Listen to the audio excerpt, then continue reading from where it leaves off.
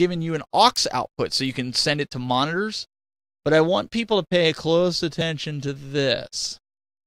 We now have professional quality balanced audio inputs. Why is that important, Stephen? Professional audio. Audio is, Mike Phelps, is he in here? He'll tell you, audio is not important. Audio is important. Ross, you're a former radio guy. Tell him, audio is important. Audio is the most important thing. If you can listen to this show, even if you can't see it, you can still enjoy the wisdom of Stephen Haywood and Marty McPadden.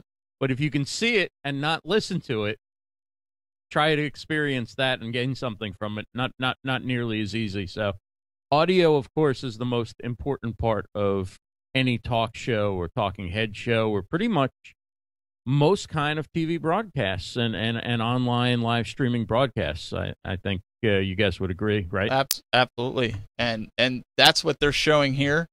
They've got that built in. They've got a multi-view SDI. They've got a multi-view HDMI, a program SDI, reference in, and aux, like we talked about. And then you also have your 8 inputs here. You've got 4 HDMI, and then you've got 4 SDI inputs and 4 SDI outputs. Are some of those switchable? I think 2 were switchable. I believe now they're doing 4 and 4. I believe that's how they do it. So before you used to be able to do 4 and 2. You could do 4 HDMI, 2 SDI, or 4 SDI and 2 HDMI. Nice. So now you can do that. And here's the other thing that you can do. You can do the control over Ethernet. Mm-hmm. So you can plug hardwire into that. And then you've also got the USB 2.0 for firmware, and I believe they added. Let me double check down here.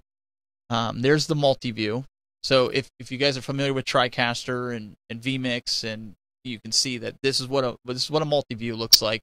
Gives you the ability to see all your inputs plus your preview over here, and then your program over here, your program audio.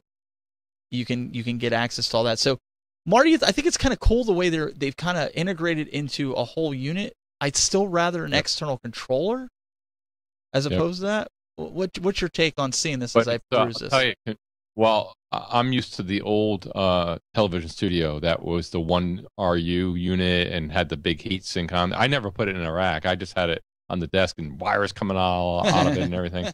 And you had to always use a separate computer for a controller and then a separate monitor, obviously, for the multi-view.